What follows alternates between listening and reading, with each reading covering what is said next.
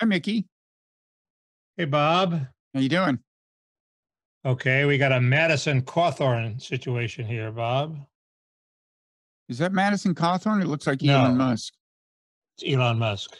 Oh, wait. But, do you have votive candles or something? What are those? It's another shrine situation, Bob. Mm-hmm. Who was my For last Elon. shrine to? But this shrine is to Elon Musk. I our forget savior. who was your last shrine. I forget. But it might have been to Elon Musk too. But I don't think so. Anyway, yes, it's our savior, Elon Musk. Yeah, I'm really excited about this. Well, why aren't you? Damn it! Why don't you take me at my word? When I say I'm excited about something, I'm excited about it. Are you as excited as Elon Musk is? He looks pretty excited here. He's excitable. Just follow his Twitter feed if you don't believe me.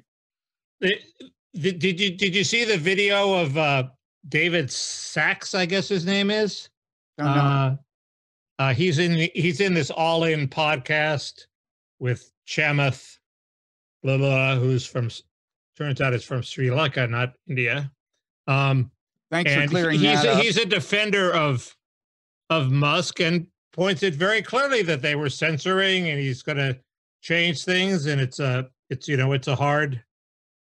long, hard slog, but he speaks very clearly about it in a way that contrasts with Barack Obama's mealy-mouthed, high-class, we need to have some classy form of censorship where the government advises people on their algorithms.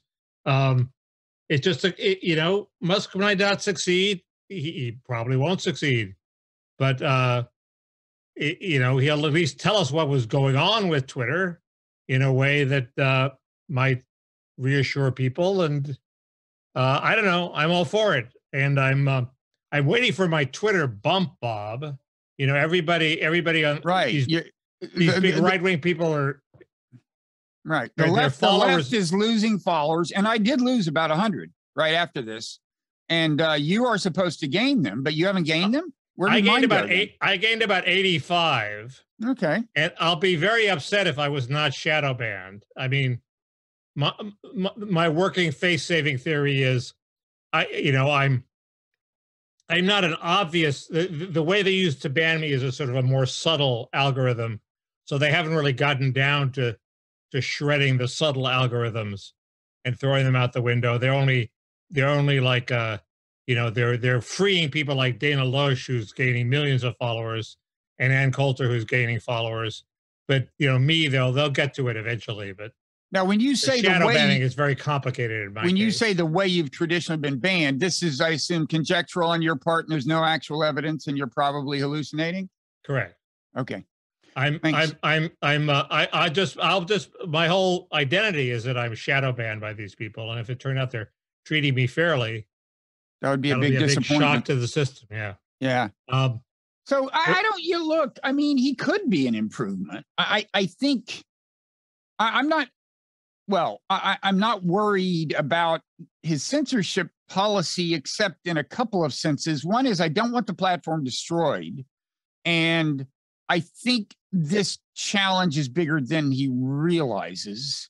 And I think there is a risk of if there's no policing at all, it becoming such a cesspool that everyone's driven off of the platform. I don't want to see that happen. I don't want to see the platform collapse. And then the other concern of mine, which I think I expressed the week you were off, is that he'll just try weird shit.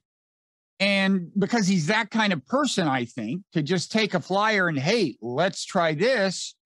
And it could have very destabilizing effects. I mean, Facebook did this kind of thing intentionally where they would like ruin your whole business model overnight. And all the time you'd put into building up your following would be wasted. Like when Facebook started doing this pay for play thing and I had this Facebook page with like 25,000 followers associated with my online Buddhism course. And suddenly Facebook said, would you like to boost your post? Well, then you pay us money. And what they didn't say is, oh, by the way, we are now throttling your posts unless you boost them. So suddenly you had no way of communicating with your own followers. Now, that was intentional and strategic, and it's because, Zuckerberg is a sleaze. But in Musk's case, I worry about things that, are intentional, but are kind of less clever, that don't work out from anyone's point of view. He just tries them, they screw things up, and eventually, who knows, maybe the platform collapses, or maybe it's just you just lose a ton of followers, or suddenly, I don't know. I just worry about the guy's seeming instability and flightiness and impulsiveness. Well, I mean, he put 4 astronauts in the space station yesterday while all this was going on. He has a history of trying things, and if they don't work, he jettisons them, and he keeps the things that work. So he couldn't put those people up there if he was trying something that didn't work. My worries are a little. By the way, have you been in touch with that guy who was driving a Tesla and was watching the Harry Potter movie and was decapitated while he was watching it? No, because he's not talking anymore. He's not happy.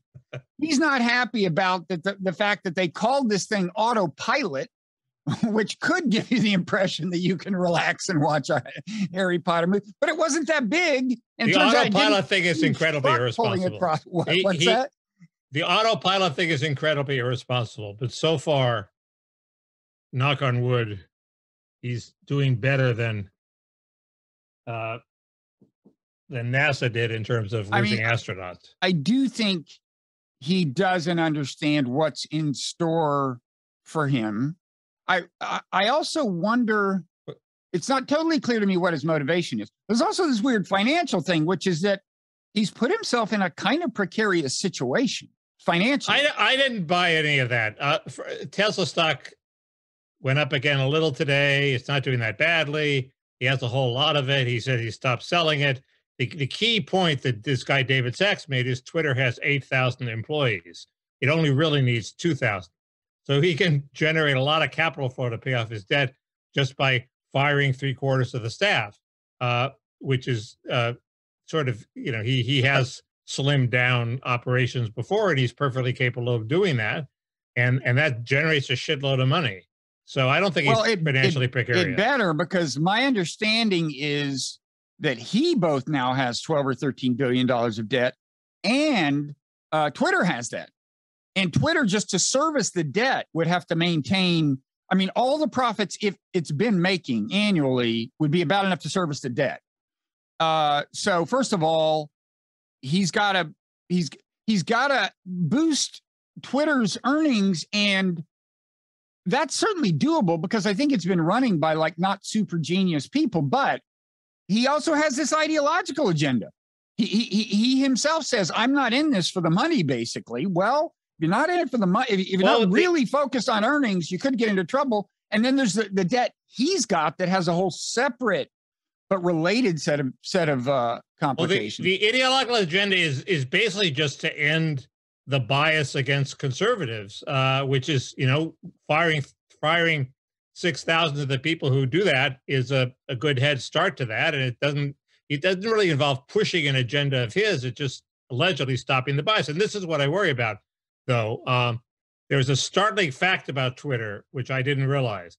Twitter is Dem plus 43. That means they're 43% more Democrats than Republicans, which is gigantic. I mean, it's like 70-30. You mean among Twitter users? Among Twitter, the people who are on Twitter, yeah. Well, that number probably grew when Trump left. Could be. I realize I talked about last time about how the Democrats, the liberals are happy to talk to themselves.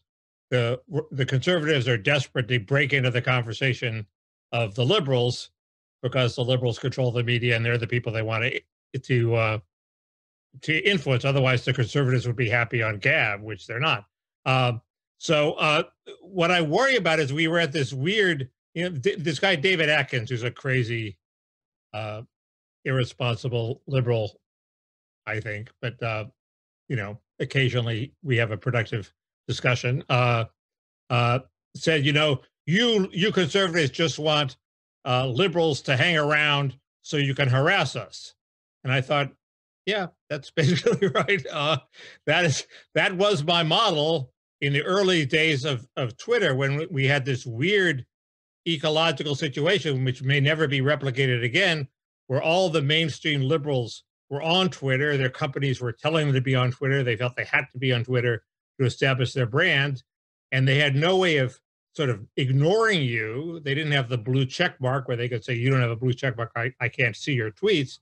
And they sort of you could sort of grab them by the ankles and force them to respond to you in a way that was unprecedented in American society, that some nobody out in the sticks could get like Maggie Haberman to respond to a point they had to make. And you could troll them or you could not troll them, but that has gradually gone away. And there's very little reason for the liberals to sort of stick around if they're going to be harassed by conservatives. They don't need us anymore. They don't think they have to be on Twitter. Their companies are telling them to get off Twitter. The New York Times is saying, don't pay attention to your Twitter account. And so I'm now desperate that the liberals are going to leave. And I think Musk has to be desperate. And I think he is sort of showing signs that he really doesn't want them to leave. And so I think everybody on the right has to be really nice to the liberals and stop trolling them and engage them in productive conversation. And I'm sort of appalled. That'll probably happen. I mean, now that you're encouraging it, I think that'll probably happen. I think so. I'm sort of appalled by how I treated poor Jake Tapper back in the day. Wait, what's the worst thing you said to him? Well, I said, you had the show on immigration. It had 4 supporters of amnesty on it. How is that fair? And he said, I take your point. I didn't know what I take your point meant. I thought I take your point meant, I understand your point. It meant I'm trying to make you feel guilty, and apparently it worked.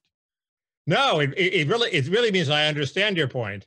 And then he said, I don't know what Gloria Borger thinks about immigration reform. It was a surprise to me that I had 4 amnesty supporters. Which completely drove me insane, because we can't afford researchers at CNN. Sorry? No, nothing. Go ahead. I should have said, you don't know what Gloria Borger thinks, but I think I know what Gloria Borger thinks. And it's obvious what Gloria Borger thought. So I went on a performative thing where I said, oh, so the host of this show thinks that it's okay to have 4 amnesty supporters. And he wrote me a DM saying, when did you become a troll? I said I took your point. So you knew him? You knew Jake Tapper going back a ways or something? No, I'd run into him at conventions and things. He's a nice guy. Was he at Salon before he was at CNN? Yeah, he famously had a date with Monica Lewinsky. Hmm. Oh, I know. He got me into a party once at a convention. He's a charismatic guy. He has a posse. Who knew? Posse in the sense of? Friends who follow him around to parties. As he did then. He's incredibly talented. Anyway, I felt guilty. I think we should be nice to liberals. I think everybody will now be nice to liberals. I don't think people are as nasty anymore, actually, as they were in the begining. So depends that's on my your fear. Issue. Depends on your issue. That's my fear. I've seen a lot of nastiness lately. There was oh sure, yeah. There's we'll get to that. There was this article in, I guess, the Atlantic, and the 3 ways that Musk might go, and one way was, your way of trying things and breaking them and fucking up, and and being like Zuckerberg. Another way I don't mean like Zuckerberg. I mean kind of worse in a way. More random, long shot destabilization. Right. And one way was like the dark fascism, which won't work because all the liberals would just leave. So that won't work. And the third way was he's going to take Twitter back to 2016, before we decided we had to do a lot of content moderation. And I thought, yeah, 2016, that was the last time Twitter was any good.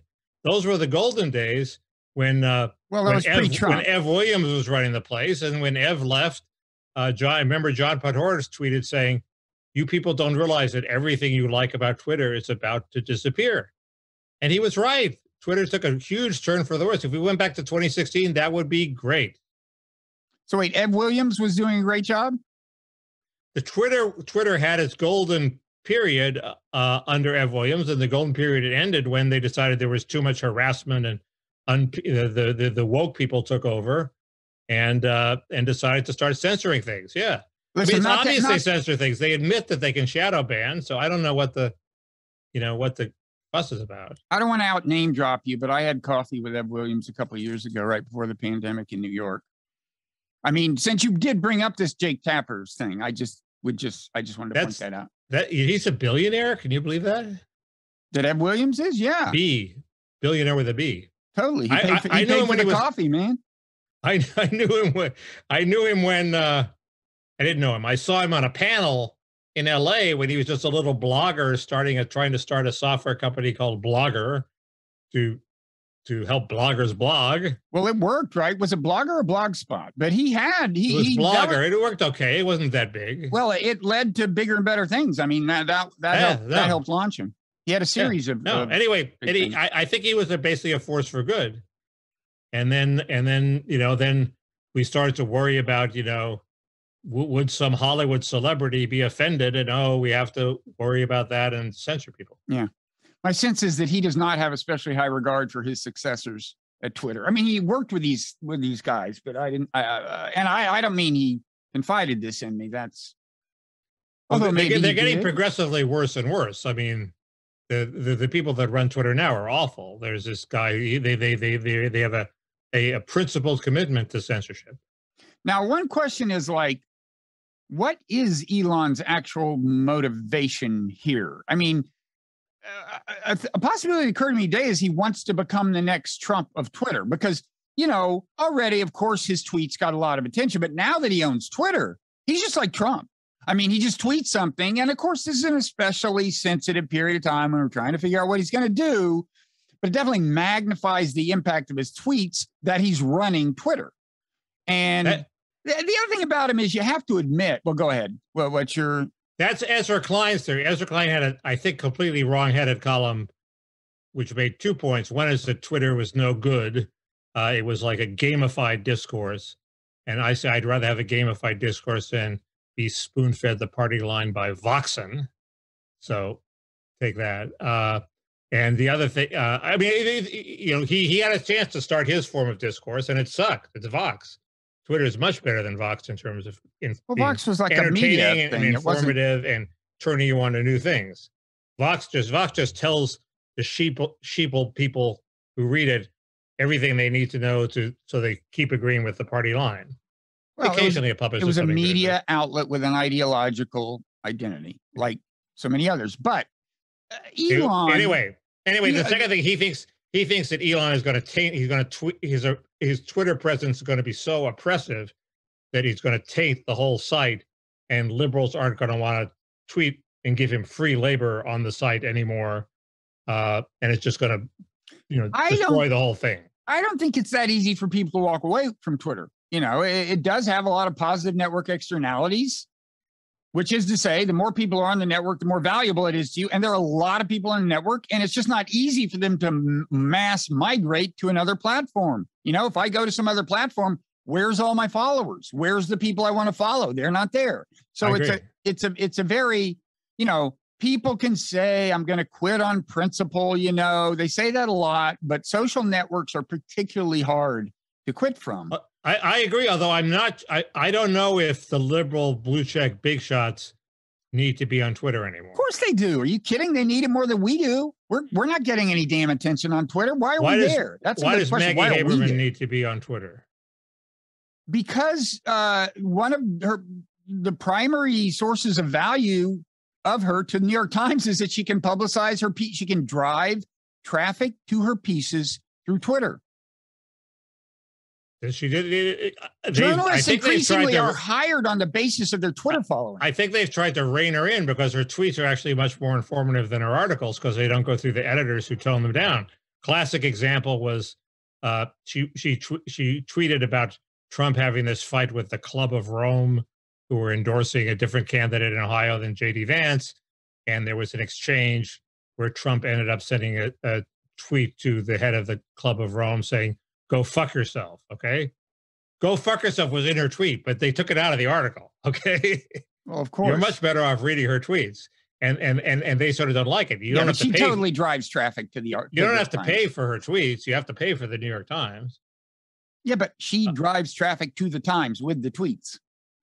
I'm not so sure she drives that much traffic to the Times with the tweets. Oh, totally. And I mean, people aren't leaving Twitter and staying at the big media outlets. They're leaving the big media outlets because now Substack lets them monetize their Twitter feeds. That's how much traffic Twitter drives. Like this guy, speaking of Vox, this guy, Aaron Rupert, who is like a menace, a total public menace, completely unscrupulous, Twitter follower amasser.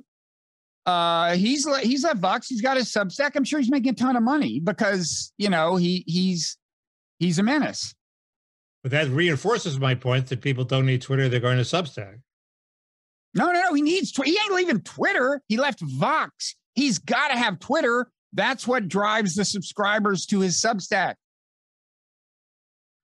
Twitter's big strategic mistake, first of all, was not becoming Substack, not providing aspiring journalists and existing journalists a way to monetize their Twitter feed. I wrote a piece on Slate that kind of halfway pointed the way to this. I didn't say become Substack.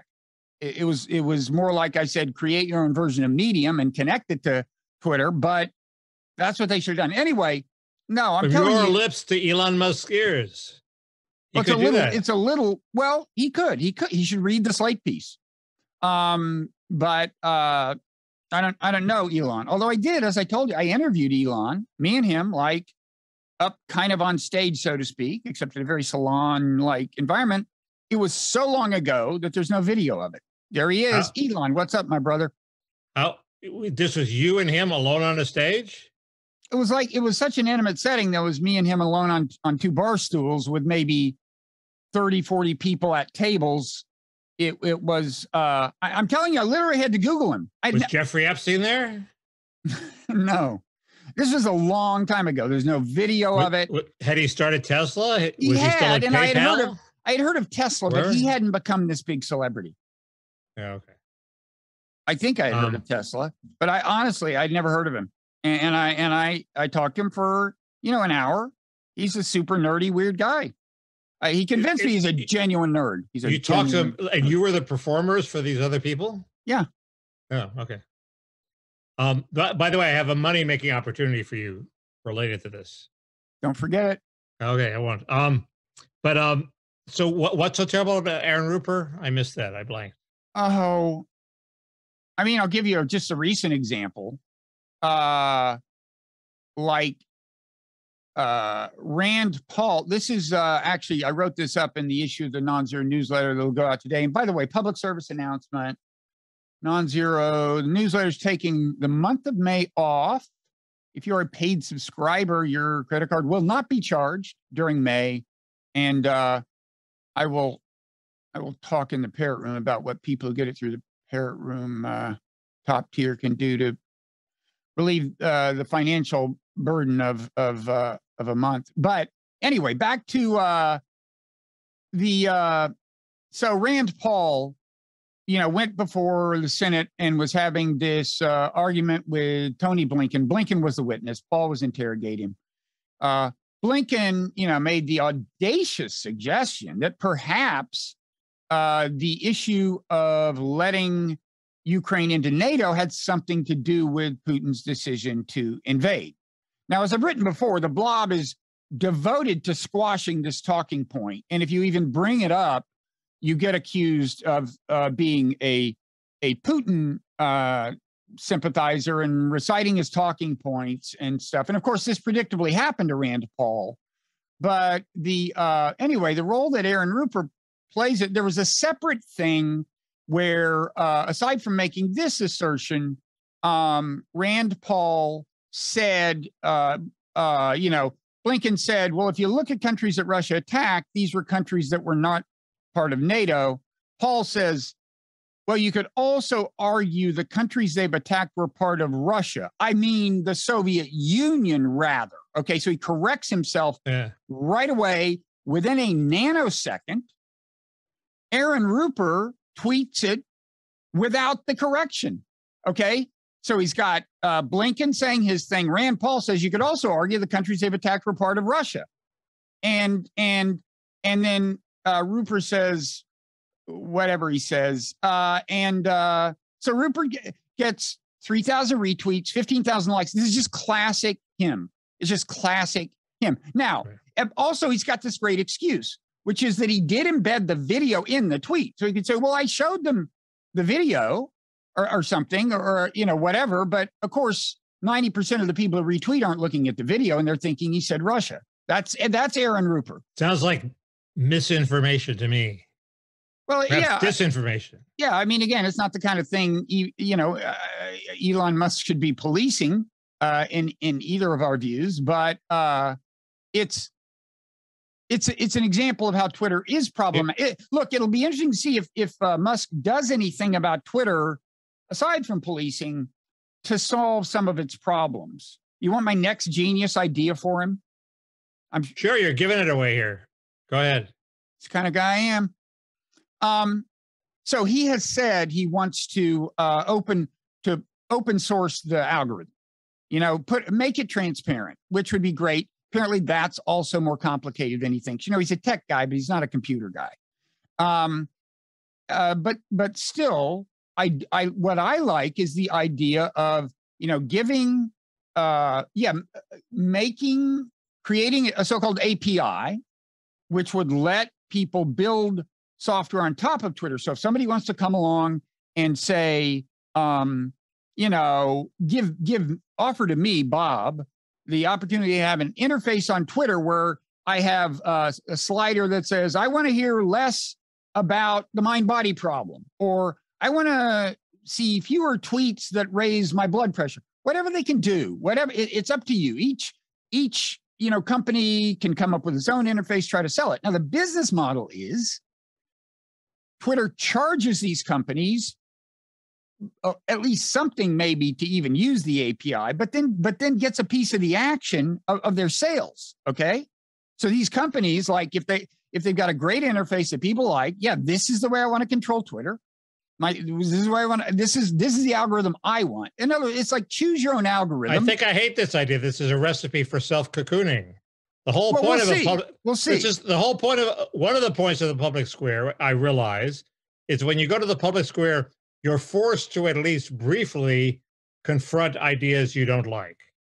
You can walk away. You can say, "Oh, fuck this," or you can engage, but you're forced to know that at least that they're there. And this is a recipe for avoiding that, so people only hear ideas they already agree with. Well, can I just remind you? Totally defeats the purpose of having a public square. So terrible idea. Can I just remind you that the original Twitter model was you only see the tweets of people you follow. Okay? That's a cocoon, right? And things they retweet. That's true, but that's still like a big cocoon. And that's still fundamentally the case. You can build your own cocoon. All you have to do is mute the people you don't like one by one. Why make it easier? The blue check mark, the first thing they'll say is, hey, let's have a button where you can only listen to blue check marks. Well, that's what the problem is. First of all, all I'm saying in this case, I'm not saying this will save the world. I'm saying it's a good business model. He can make a lot of money. You're getting royalties on every customer for every company that uses your API. I don't care if Elon Musk makes more money. He has plenty of money. I worry about his wealth, and it keeps me up at night. And I'm just trying to do what I can. But let me say, I think the jury's out on whether this would make Twitter a better place or worse place. It ain't working now as a public square nearly as well as almost any of us would like. So we'll see. Anyway, I claim it worked pretty well back in the day, 2016. Before the algorithm. There was a pre-algorithm day in Twitter. Right. What you saw, and with Facebook, what you saw was what your followers tweeted and what they retweeted, and that was it. If they liked something, you didn't see it. And you just saw it all in chronological order. You were 100% in control of the quote algorithm. And it was when they were about to change this that I wrote my piece for Slate that has that Elon should read if he wants to become, truly wealthy. Let's go back to that day. I do note that Mark Andreessen and this guy Sachs, who you should really watch his appearance on the Will Kane show. They do know computers, and they don't think Musk they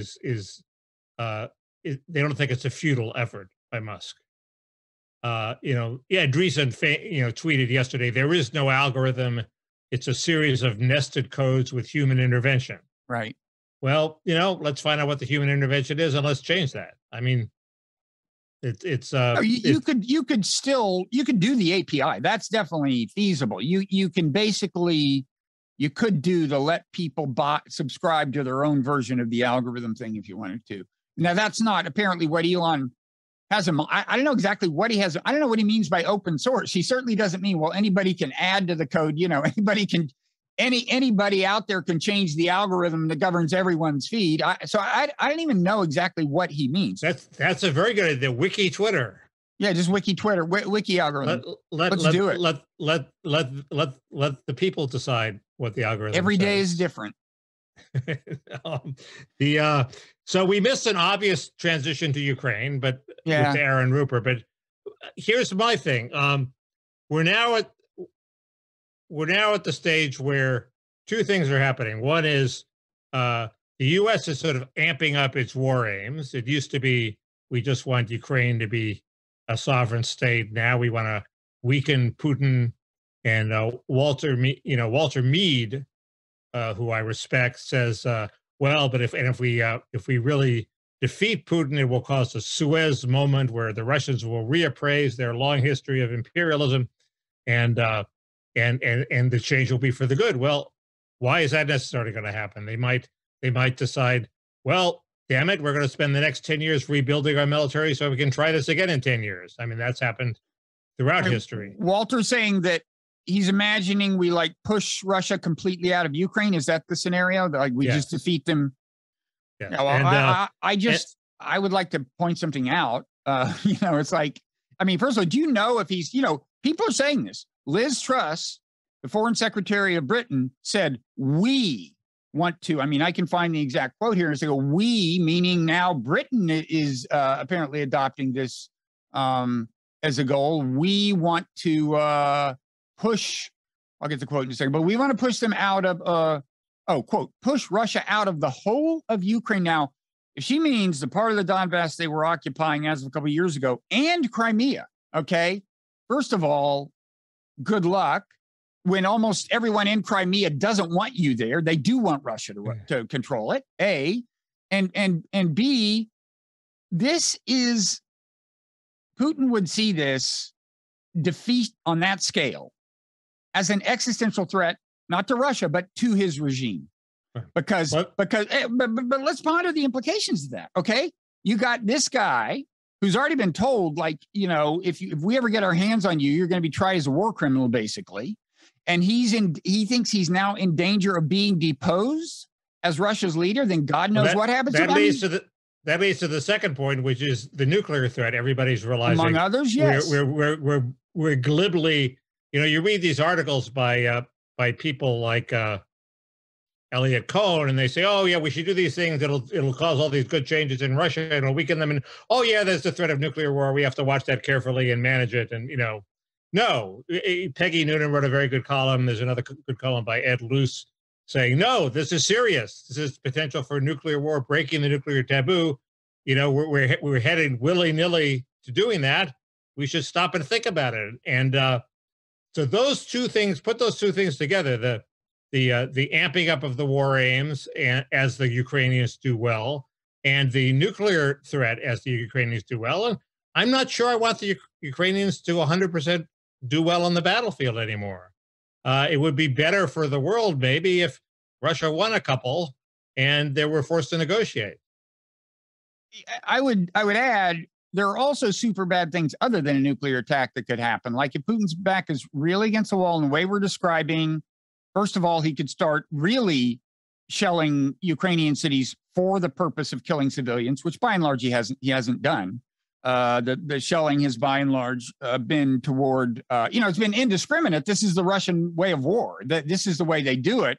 I mean, it's been imprecise and crude, but it's been directed at soldiers who were, in cities. I mean, if he wants to just go berserk, he can just make the city virtually uninhabitable. And he can do a lot of things. He can extend the war to NATO, and then it may ultimately become nuclear. All kinds of trouble can ensue. And now I would just say, it's not just Liz Truss, the British Foreign Secretary.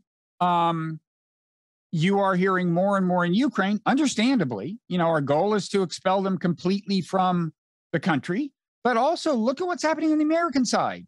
You had Lloyd Austin, the defense secretary, go to Ukraine. And when asked by the press, he said, yeah, our goal is to weaken Russia sufficiently so that they can't do something like this again. Well, at the beginning of this, people like Glenn Greenwald, who said, I think America's goal is this is really a proxy war. They just want to weaken Russia. They were ridiculed, laughed at. That's kind of what that sounds like. And now Biden wants $20 billion in military aid on top of the $3.7 billion. And if he's not going to attach any strings to that, like if he's not going to say to Ukraine, okay, we're going to give this money, but, for example, just an example, but if you get up to that, the boundary within Donbass, where on the other side is the territory that Russia's been in effect occupying for years, you got to stop and say, we're ready for a ceasefire to do peace talks, right? You got to do that. If Biden is not attaching any strings like that, and we give them $20 billion worth of military aid, a lot of bad shit could happen. And, I'm torn because you want Russia to be defeated in principle because they violated international law. You don't want them to get any positive reinforcement.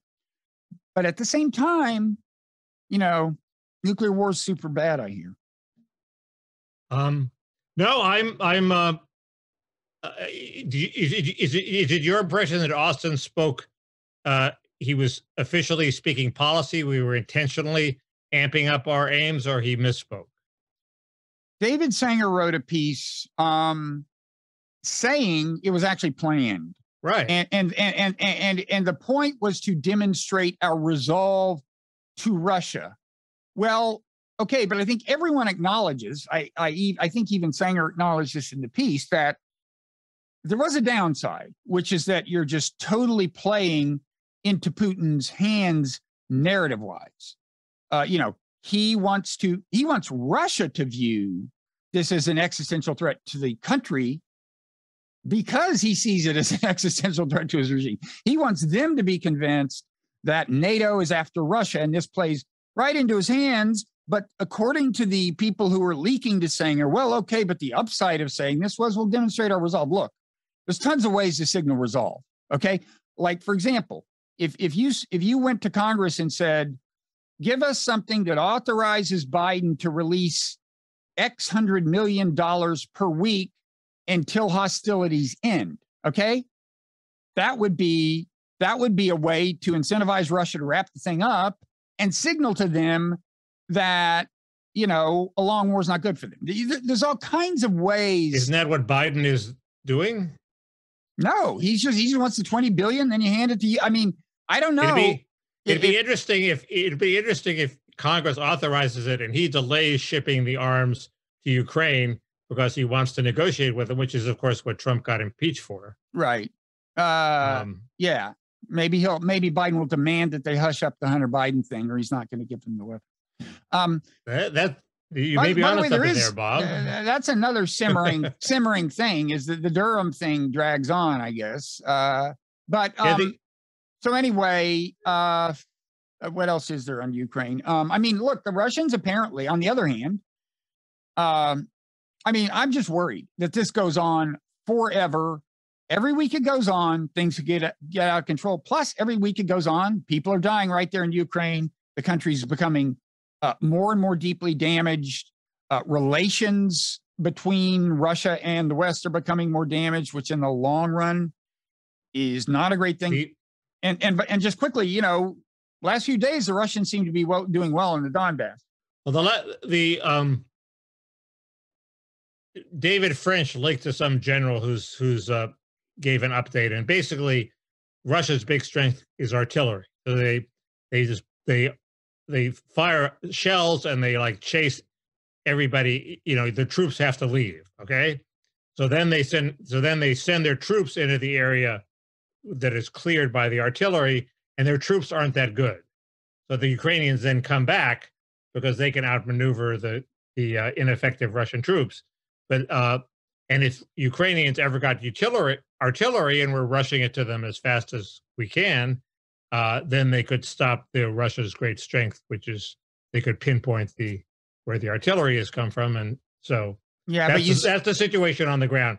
Russia is taking territory, but it's not at all clear that it's permanent.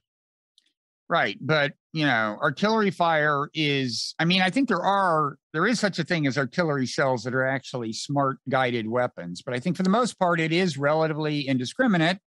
And so you're going to wind up with the Ukrainians killing more civilians too. And it's an ugly situation. It's true what you're saying. I mean, apparently Russia has just a low ratio of infantry to armor. And we've slowly been surprised to find out that like their infantry vehicles in Ukraine are not even filled to capacity. Like they don't even. Well, this guy said they were trying to run tanks with 2 people when you really need 3. Well, not just the tanks, but the infantry vehicles that can house, right. I don't know, whatever, like, you know, 2 drivers, 6 infantry guys have like 2 or 3 infantry guys. And, anyway, but it looks like the Russians are making gains in the Donbass. And I don't know if there's any chance. I don't think there's any chance of them securing control of all of Luhansk and Donetsk by May 9th, Victory Day in Russia. But if they did, I think Putin would say, okay, we're ready to talk peace. And look, it would be nice just to have a ceasefire, I think. But that's why I'm not sure who I'm rooting for. Well, it's a very grave situation. I have a digression about Turkey. Turkey is playing both sides. They're basically triangulating between NATO and Russia. Why are they in NATO if they're not? Well, because we thought they were a valuable Cold War asset, and they made the decision to throw in with our side. I don't really know the history very well. They are an anomaly. They're the one country. All NATO secrets with them? I don't think we do, actually. I don't know how that works. I mean, they antagonized us a few years ago by buying some weapons from Russia, I think. But I don't know. I don't know. Okay. I mean, also I think with NATO, once somebody's in, it's very hard to kick people out. Okay. Bar New York has a pretty good column pointing out that what the press is focused on, instead of the imminent threat of the nuclear taboo being broken, is the January 6th investigation and Kevin McCarthy. And I just don't understand the story.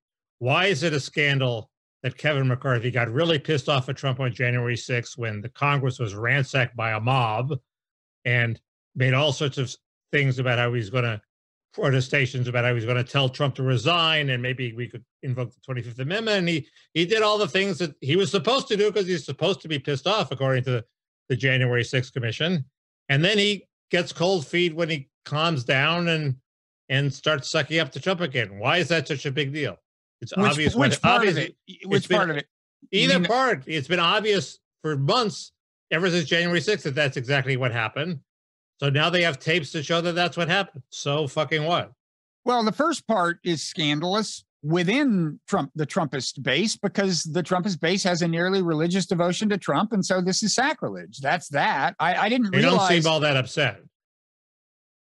Well, the New York Times is upset. The base is not upset.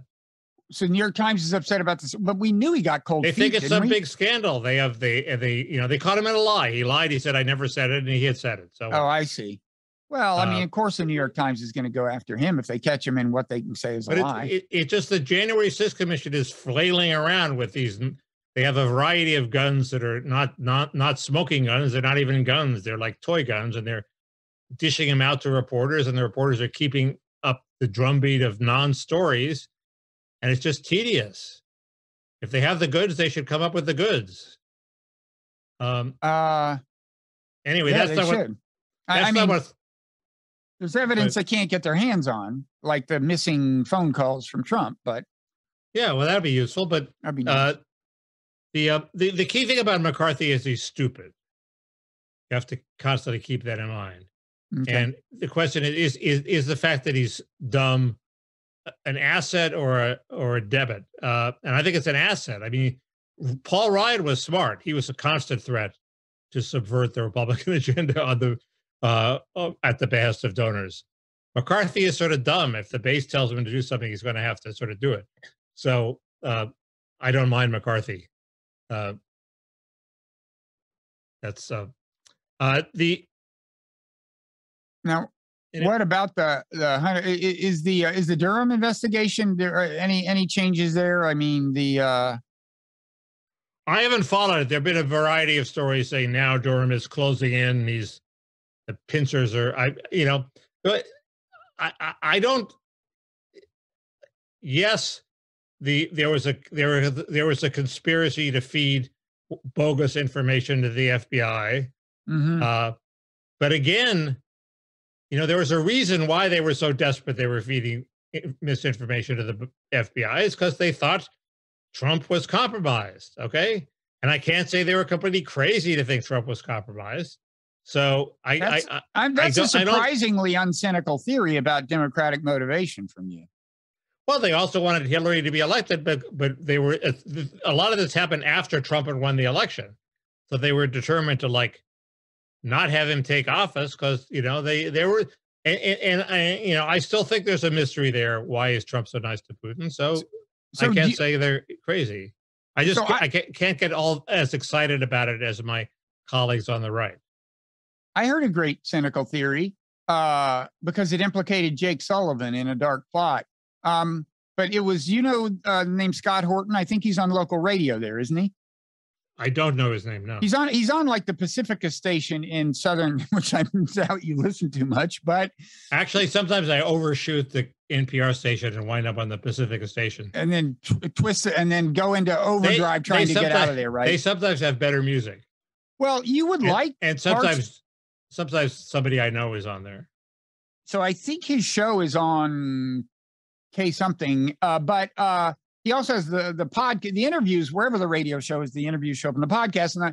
And he's one of these libertarian guys. My intersection with him is that he's anti-war. But he had a fellow libertarian talking about this, and they were, and I couldn't tell whether they were kind of whacked out or what, but this guy was saying that the real fun I wasn't listening that closely, but the idea was that after Hillary loses, the Hillary people came to believe, this is conjectural presumably, but came to believe that they could get Trump impeached. It wasn't over yet. And so they fanned the flames of Russiagate. And that's when they started leaking the Alpha Bank story to Frank Foer. And that's when a lot of this stuff continued to unfold. Anyway, this guy who seemed pretty smart, the guest on the Horton show, who's clearly as knows the intelligence community, has worked on this stuff a lot, and is maybe a little conspiratorial in nature. But he said, when you look at this operation, just from the outside, it was very sophisticated. The operation being done by the Clinton people. I think one example was this Mark Sussman guy who, has he been indicted by Durham for lying to the FBI? Okay, so just the fact that, he was just one of a lot of degrees of separation. He was just pointing out that, if you look at the guys in Russia who were gathering the stuff, they didn't know who they were ultimately working for. There was a lot, and it's not even clear that Sussman knew everything. He said, in this way, I think it was a very sophisticated operation. They really had to be thinking it through. He said, who could have been running this thing? Jake Sullivan. And I'm all for demonizing Jake Sullivan, but I have no idea whether this is a valid way of doing it. I think he was involved in some in some aspects of it. But you'd think if it was really sophisticated, they would want to keep people like him keep their noses clean. But there was no hope of getting Hillary as president. The only hope was that they would get Pence, right? They weren't going to rerun the election. That's a good point. So I'm pretty sure I characterized what they said accurately. You know, it could be a kind of a crude payback thing. Like, I mean, look, there's no doubt that there was a lot of momentum in the Democratic Party behind impeachment, even though what you said is true. You don't get a Democratic president. You get a more capable version of Trump. That was later. But that was later. I think at the beginning, they were worried that Trump would be awful. And worst of all, he might succeed. Maybe it was patriotic, you know? They thought they could save the country. There's always from an Trump. element of patriotism. Yeah. I agree. However much it may not look like it. But anyway, the January 6th commission is not going to save the Democrats. It became clear to me this morning what the Democrats' best hope of saving themselves by the midterm is. What is that? Trump. If Elon Musk lets Trump back on Twitter and he proceeds to make a fool of himself and make it all about him, that drives turnout. This isn't about the Democrats. Turnout. This isn't about the Democrats. This is about Trump and vindicating Trump and maybe even vindicating my claims about the 2020 election. That's their best hope. So they really want to secretly be urging Musk to let him back on. Now that's interesting. Because then that way you could wind up with one of these conspiracy theories about this all being a Silicon Valley plot to help the Democrats. But what about 2024? Is it possible what you're saying is true, and yet Trump getting back on Twitter could make him more likely to be president? Well, if he blows the midterms, I think it makes him less likely to be president. If he manages to show the discipline to hold his fire until the Democrats lose Congress, until the Republicans win Congress, that sort of implies that maybe he's grown up at a tender age of 70, whatever. But he wishes. So Trump on Twitter drives Democratic turnout? And he just reminds people what they didn't like about him and why they voted for Biden. And it makes, it takes the Republicans have four killer issues. It attracts attention from crime and immigration and wokeness and education and whatever the fourth one was. So it would be incredibly stupid, but he's done incredibly stupid things before in Georgia. That's why the Republicans are in this mess in the Senate, because they managed to blow 2 winnable seats in Georgia. So he can blow some more. So quickly, what's your take on the French election? That has happened since we last talked, right? Yes. There's an article I should read that John Ellis referred to that I will read by the Parrot Room. But the most pro-populist take I saw of it was from Eric Kaufman, this British scholar, who pointed out, look, this is an era when all the anti-populist issues were salient. Ukraine, in particular, is not an issue that the populists look good on because they're on the other side, a lot of them. And yet they still got 42% of the vote. So, hey, there's a long-term issue here, which dovetails with my overarching theme that I wanted to talk about either here or in the Parrot Room, which is, Joel Kotkin wrote a piece for Spectator about how the boomers have screwed the succeeding generations because in no country do the younger generations think they're going to earn more than their parents. So the boomers are doing well. The Gen Xers and Gen Zers are not doing well. What it convinced me was in no country in the world are people happy. Name a country where people look to the future and says, hey, God, I'm so happy to be in this country. We're heading for a glorious future.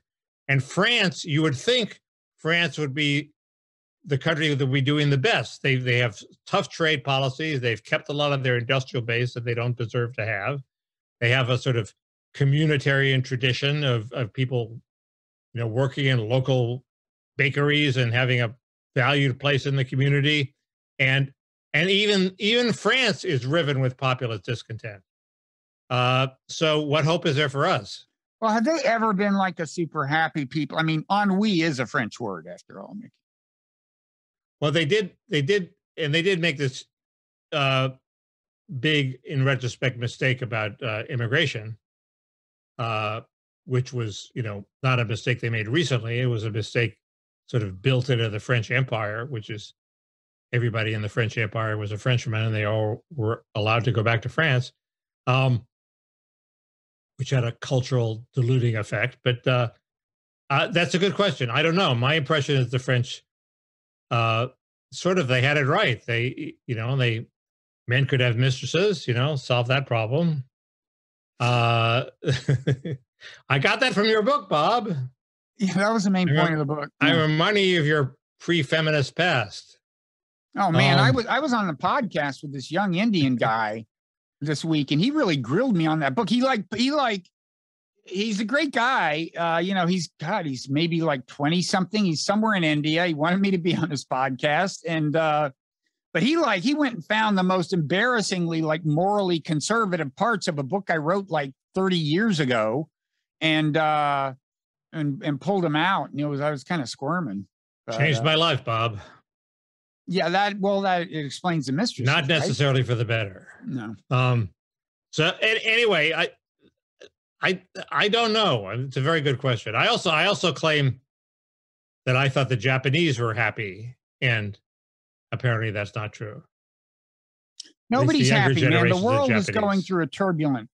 Well, so the interesting question is, if you were a leader and you wanted to restore, let's say, America's faith in the future, what would you tell people? Where are we going? Are we going to the moon? Are we going to outer space? Are we going to Mars? The obvious thing is, we're going to have breakthroughs in biochemistry that are let us live to 200. That's not nothing. That's a good thing to go for. I would say I would not get reelected on this, or elected on this basis. But what I would say is, it is America's. I believe this almost in a sense be true. It is America's destiny. Not that we will take advantage of this, but it is America's destiny to lead the world across the threshold to world community, an era of enduring peace and rule of law internationally, and justice. And so we are uniquely positioned to do it. I mean, we were super uniquely positioned to do it at the end of the Cold War. We did, roughly the opposite. Okay. But that would be my pitch. How does that make my life as an American better? Yeah, it's nice. We're talking about inspiring people. I mean, I would also subsidize Hostess Twinkies. I don't know. You want me to just what? I thought you wanted inspiration. I want people to feel that their future is bright, and they're living bright. For a purpose. World peace, global concord, no more stupid wars. Also, chicken in every pot. No more stupid wars. I think that was the fourth plank you hit on. I don't know. I think, right. My line is right now they're looking down the barrel of the Michael Young pathway, where society is going to be increasingly divided on invidious meritocratic terms.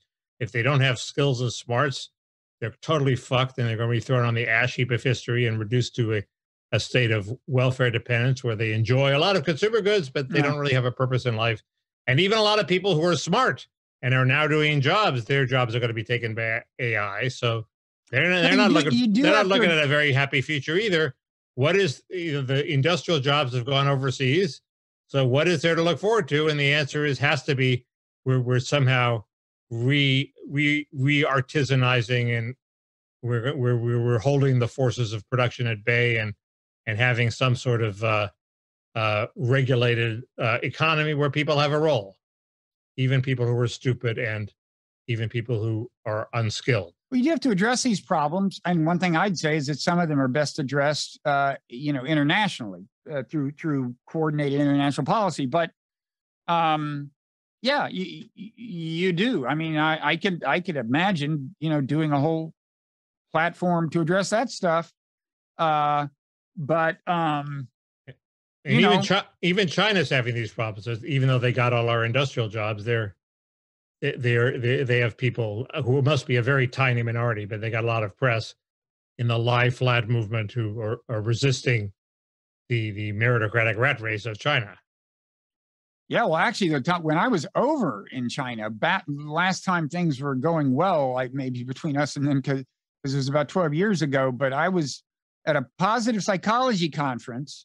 We actually went on Chinese TV. Did you have coffee with Xi?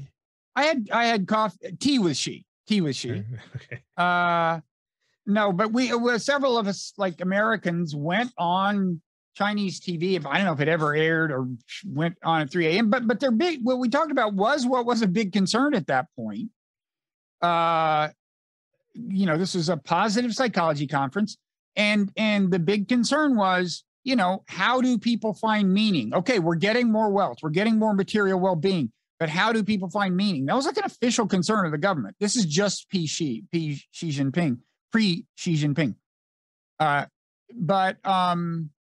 No, it's a concern. I mean, they got various problems, including a birth rate problem. This would be a particular solution to their problem, but I sort of poo-pooed on the idea that natalism and people having more children would give them meaning where otherwise they don't have meaning, and would solve this problem of people not thinking that the future is very appealing.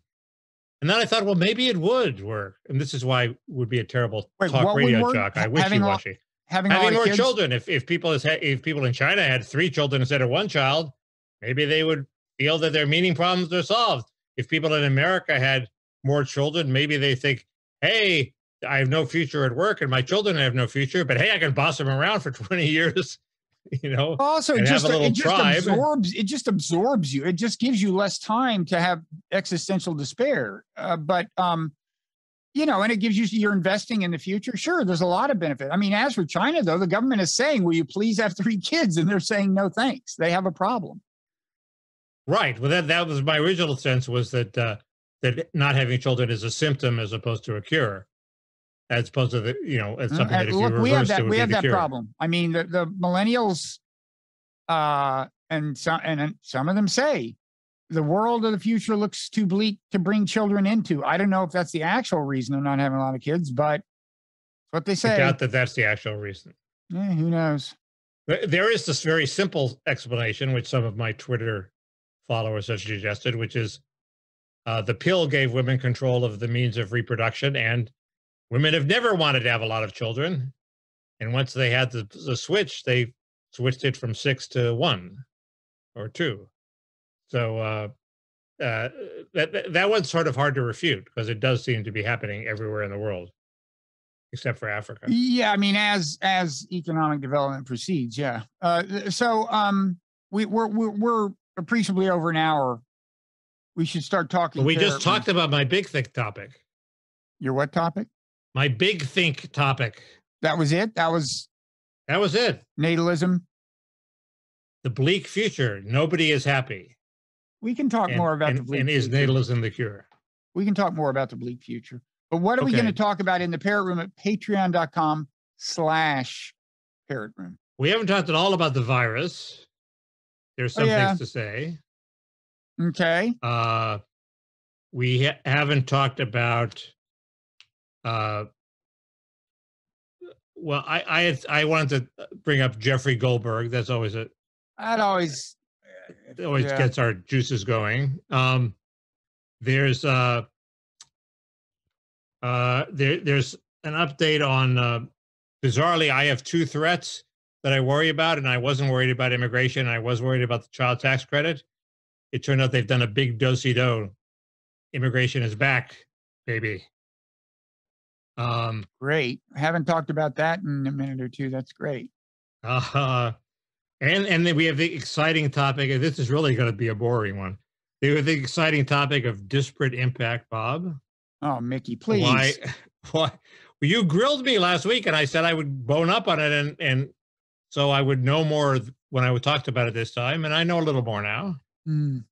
So the question is why is it a violation of civil rights laws for for firms to use a college degree as to filter out employees? Mm. The answer is really bizarre. Okay, well, that's good. We have bizarre stuff, folks. Well, what do you have? What do I have? I want to talk a little, for much of this war, the false flag accusations have been against Ukraine, specifically the Azov battalion, stuff in Mariupol. There's now lately they've been against Russia. I mean, first of all, a lot of people think this thing that happened in this Moldovan breakaway place, Transnistria or something. Is one, but what's gotten less attention is these two explosions in well, I'll have the name by the time of the Parrot Room. There was an allegation that Russia, okay, two oil depots in the same city, Bryansk or something, go up in flames, and there was an allegation that was a false flag attack by them. And the weird thing is, there's evidence of it on Twitter that I want to talk about that precedes the attacks. Okay. And well, don't people think that Putin blew up 2 apartment buildings filled with Russians in the 90s? In the 1990s, so yes. He's capable of much worse. Totally. If you believe that. Totally. The question is, what would the game be? Anyway, I want to go over the evidence, which is intriguing. And it's, I don't know. You got to make something of it. I want to talk about that. I want to talk about, I finished the book, the kind of memoir of William Burns, who is director of the CIA. I want to complain a little about that. I had kind of hoped for a slightly less blobbish take from him, because he's relatively unblobbish. He does use the term blob derisively, God bless him, but in the book a couple times. But that does not absolve him of the accusation of being part of it. I want to, I've got a little more Glen Campbell trivia. Yeah. We can talk about whether it's worth us watching this Tucker Carlson thing about testosterone and the end of men. I have some thoughts on that. Okay. Having watched the trailer. Tucker's running for president. We can talk about that. For sure he is. He's headlining some event in Iowa. Well, no, but he's making enough noises. He's testing the water. He's testing enough waters to get himself a lot of publicity. Yeah. The publicity could be the explanation. Of course, that's what they said about Trump for a while. I also was going to ask you if you, in the Parrot Room, if you have anything to say about the transition of power at the New York Times, which we have not talked about. I don't know anything about Joseph Kahn or anything, but maybe you have something to say. Do you? Don't tell us what it is. Something trivial to say. There's more Madison Cawthorn sex scandals. Oh, good. There's actually a Tucker Carlson semi-sex thing, not involving him, but he accused somebody else of having doing strange things with his penis, Bob. With Tucker's penis, or no, with this other guy's penis? It'd be better if it was Tucker's penis. Anyway, I don't know what it is, but we can talk about it. Okay. If it's what you say, I love it. Or we can talk about disparate impact. We can talk about penis or disparate impact. Let's talk about penises. Okay. And then I just started watching Station 11. Don't have anything to say. You're not watching that, are you? No, I have one thing to say about it, though. Okay. Having attempted to start the book, we will glancingly touch on that. This is plenty, I think. There's one rock star I want to talk about. Don't name him. That would keep people from paying the money that would get them into the Parrot Room at patreon.com/Parrot Room. Don't tell them. Don't tell them. Who is it? Oh. What was that? Is it the parrot talking? The parrot named the rock star. Not very articulately. Nico. I'm guessing Nico. Okay. So that's about it. We'll see folks in the Parrot Room. Okay. Okay. See you there.